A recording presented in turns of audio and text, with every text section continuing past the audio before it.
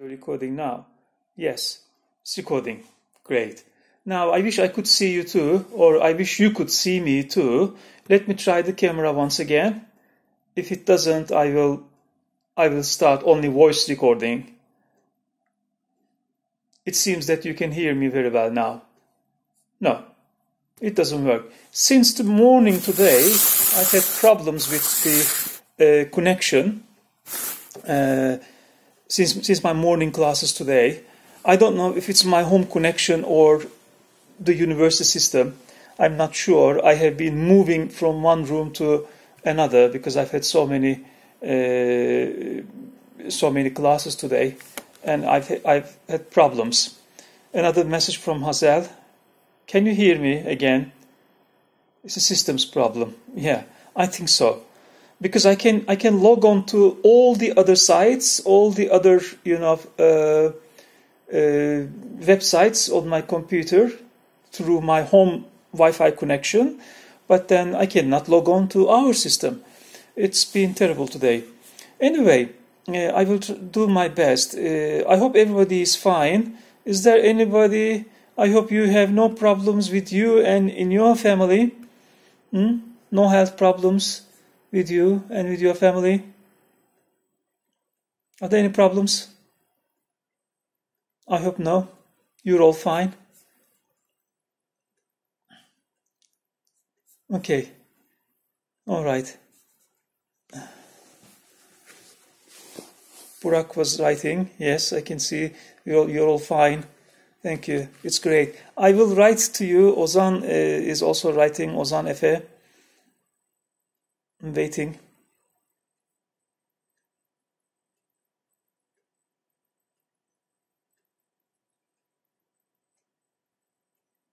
Thank you. Great. Now, about your homeworks for the exam, you will hear from us either on Facebook, a general announcement either on Facebook, or you will hear from our Pusula system. We can send a message to all the class, then you can find out what you can do for the visa exams.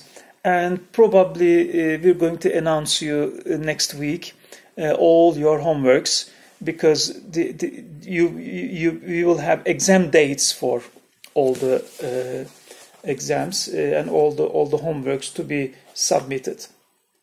Please don't worry about those things. Now, today I'm going to begin Marxist criticism, and Marxist criticism is, one of the most famous critical theories in the world. And Marxist theory, not only literary criticism, but Marxist theory has changed all the world. It was in 1848, in the mid-19th century, Karl Marx wrote his theory and came out with his most famous work, The Capital, Das Kapital, and the Communist Manifesto, written in 1848. Because Karl Marx had been living in an age when the workers had to work, more than 12 hours a day, almost 16 hours a day, no workers' rights, and no value was given to human life, and the exploitation was at the extremes, and poverty was terrible. People were living disastrous lives, and Karl Marx was probably the first philosopher who analyzed the system very well. And still, Marxist analysis of the capitalist system are still valid, and they are the most valuable ones, in my opinion. Karl Marx, philosophy in general. Philosophy describes the world and asks questions about this world, but they do that. All the earlier philosophers did that in order to describe what we already have in our hands. Karl Marx was probably the first philosopher who attempted suggest a solution to the problems of the world, and who attempted to suggest an alternative system for the problems of the world. This is why it was very important. The aim of Marxism was to bring about a classless society, to eliminate all the classes and diminish all the class differences, and then establish a new system without any class distinctions, based on the common ownership of the means of production. Because in Marxist understanding, if the means of production were possessed by the workers who produced, actually, then there would be equality, and they would be ruling the world and the country. Marxism is a materialist philosophy. That is, it tries to explain things without assuming the existence of a world or forces beyond the natural world around us, the society we live in. So it was beyond. They didn't believe anything invisible. They didn't believe anything, any solution that might come beyond this world, beyond what is the visible world. Therefore, Marxist theory was quite a materialist one. Although they were not totally against religion, they thought that religion was not a part of the solution. So only the mankind could find a solution to the problems of this world, and among the mankind, it was the working class that could be the only solution to the problems. That is, it looks for concrete, scientific, logical explanations of the world, of observable fact. Its opposite is the idealist philosophy, which does believe in the existence of a spiritual world elsewhere. So, idealism in the meaning that we use today was not relevant back then. It meant, when you were talking about idealism, it meant the ideas beyond this world, abstract ideas beyond this world. Okay, I'm sorry. Marxism, as Marx famously said, seeks to change the present system. And Marx analyzed the present system very well, and his analysis is still relevant. The exploitation of one social class by another is seen. The exploitation of one social class by another is seen especially in modern industrial capitalism, particularly in its unrestricted 19th century form. The result of this exploitation is alienation. So, when people are exploited, they become alienated to themselves and alienated to their environment. And the result of this exploitation is alienation, which is the state which comes about when the worker is de-skilled and made to perform fragmented, repetitive tasks in a sequence of whose nature and purpose he or she has no overall grasp. So you come to a stage when you realize that you do not know what you are doing, but you're just doing it because you are commanded to do that. I don't know if you have watched Charlie Chaplin's Modern Times. You know, that movie is a famous movie. Oh, no. Okay, there was a disconnection for one moment, but can you hear me now?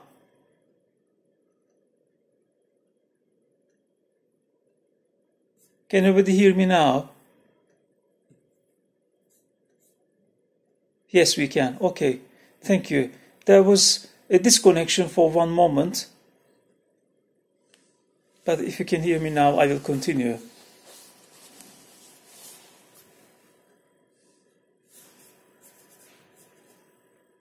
Yes, thank you. Now, I don't know if you have watched Charlie Chaplin's Modern Times. There was one scene in that movie when in which Charlie Chaplin was, screwing the bolts of something, some metal object, because he doesn't even know what it is. And they come on a belt, on a rolling belt, so he screws the bolts, and the next comes, screws the bolts, and he automatically does it. So he's alienated even from himself. So exploitation results in alienation. By contrast, in the older pre-industrial or cottage industry system of manufacture, home and workplace were one. Home and workplace were one, and the worker completed the whole production process in all its variety, and was in direct contact with those who might buy the product.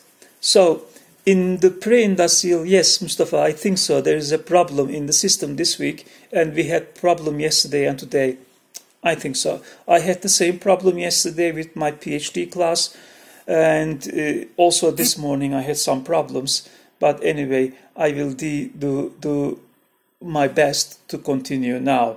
But even if you can't hear me, let me continue at least recording the video, and I will share the video with you later on. So in the pre-industrial ages, the workplace and home were the same place. So people produced at home, people produced in their own environment, and they knew what they were producing, and they had a relationship with their products and production process and the people who bought them. These alienated workers have undergone the process of reification. Reification means making everything, turning everything into a commodity, into something to be sold and to be bought. And reification means thingification, turning everything into a thing without any value, without any meaning, without any humanity. People become things in thingification or reification, which is a term used in Marx's major work Das Kapital, but not developed there.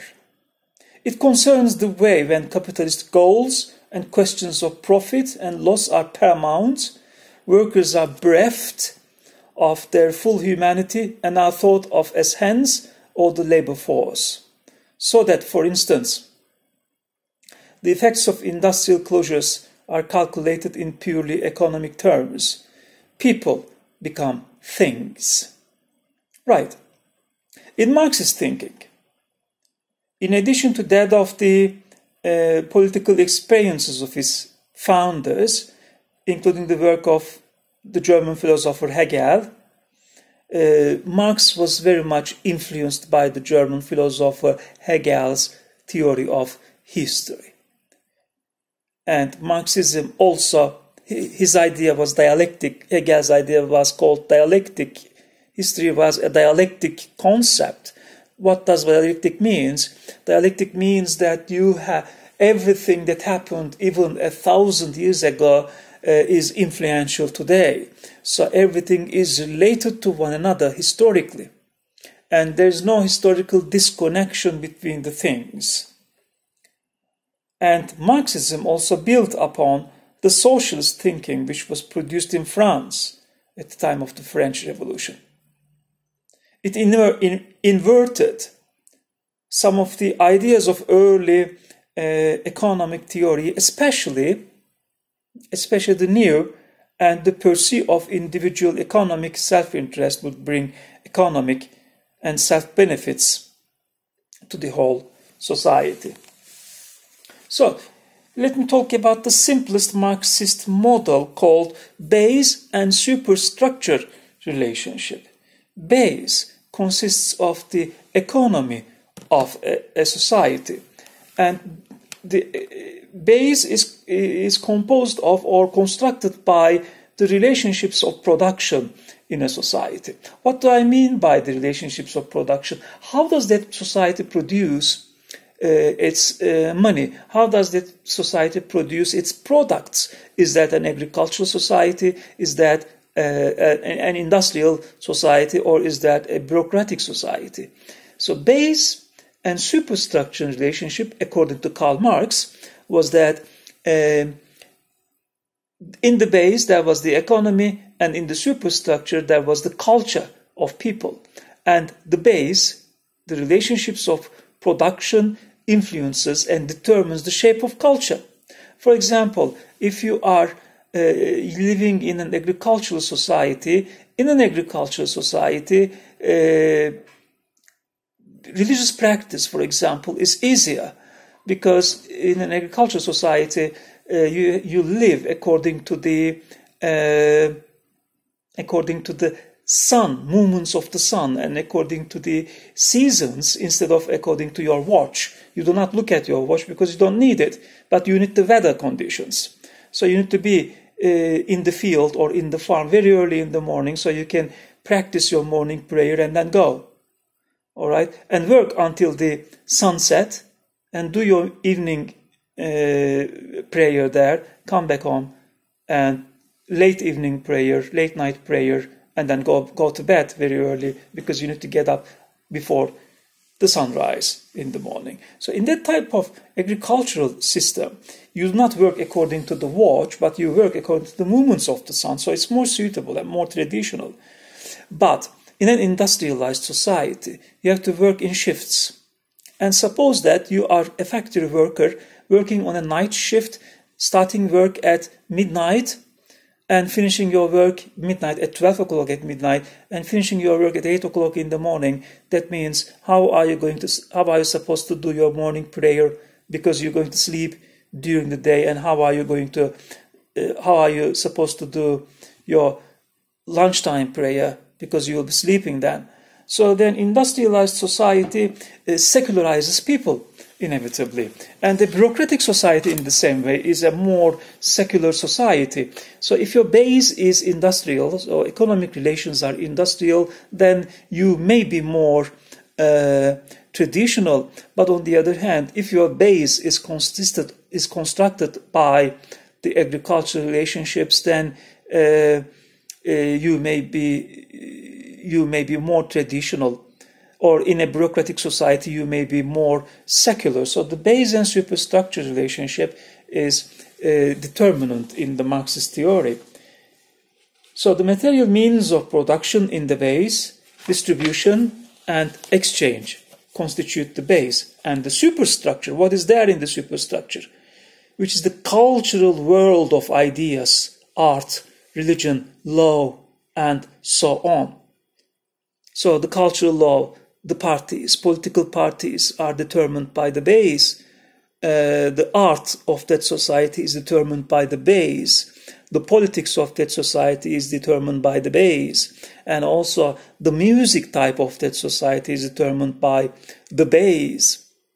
And the essential Marxist view is that the latter things are not innocent, but are determined or shaped by the nature of the economic base. This belief about culture, known as economic determinism, is central part of traditional Marxist thinking. Okay, now let me close this session because it's nearly 20 minutes now and we're supposed to load 20-minute long videos. I'm starting the second session in 5 minutes.